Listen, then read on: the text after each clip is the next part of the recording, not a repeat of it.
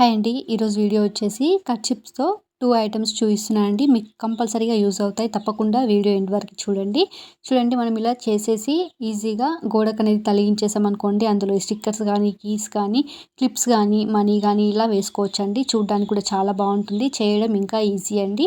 అలాగే కుట్టే పని లేకుండా మనకి మిషన్‌తో, దారంతో పని లేకుండా ఇది చేయొచ్చండి. జస్ట్ మనకు కర్చీఫ్స్ ఉంటే సరిపోతుందండి. ఒక కర్చీఫ్ తీసుకోండి మీరు. కొంచెం మామూలుగా పెద్ద సైజు ఉందండి ఇది కర్చీఫ్ వచ్చేసి. ఈ కర్చీఫ్ తీసుకొని మనము ఇలా వేసుకోవాలండి. నేను వీడియోలో చూపిస్తున్న విధంగా ఇలా వేయండి. ఇలా వేసేసి మళ్ళొకటి పైనుంచి ఇలా పొర అనేది తీసేసి ఒక చిన్న పిన్ అనేది పెట్టేసానండి. అంటే కాంట పెట్టేశాను. కొంచెం పెద్దది తీసుకొని ఇలా పెట్టేసేయండి. చూడండి ఎంత ఈజీగా అయిపోయిందో.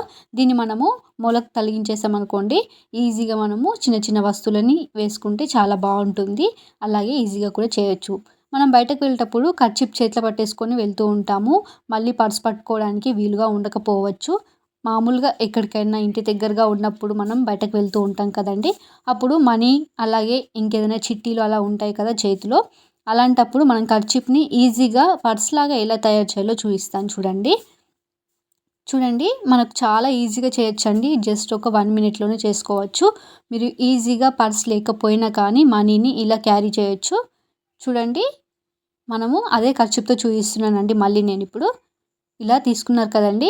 ఇలా సమానంగా ఫోల్డింగ్ అనేది చేసేసేయండి. ఇలా ఫోల్డింగ్ చేసేసి రివర్స్‌లో ఇలా కరెక్ట్‌గా వచ్చేటట్టు చూడండి. బ్యాక్ సైడ్ కూడా సమానంగా రావాలి. ఇలా. ఇప్పుడు దీన్ని ఇలా అన్నామనుకోండి, మనకు చూడండి 2 సైడ్స్‌గా వచ్చేసిందండి. అటు సైడు, ఇటు సైడు. ఇప్పుడు మనం బయటకు వెళ్ళేటప్పుడు ఆధార్ కార్డ్ కంపల్సరీ తీసుకెళ్తున్నాం కదండీ! ఇలా ఆధార్ కార్డ్ గానీ, మనీ కానీ, ఏవైనా చిన్న చిన్న చిట్టీలు కానీ ఇలా పెట్టేసుకోవచ్చు. అలాగే మీకు ఈ వీడియోస్‌లలో ఏది నచ్చిందో కామెంట్ చేయండి. మీకు ఫస్ట్ వీడియో నచ్చినా, సెకండ్ వీడియో నచ్చినా లైక్ సింబల్ కామెంట్ చేయండి. అలాగే వీడియో నచ్చితే తప్పకుండా ఒక లైక్ చేయండి. ఆ వీడియోస్ మీకు ఎవరికైనా యూజ్ అవుతే షేర్ చేయండి.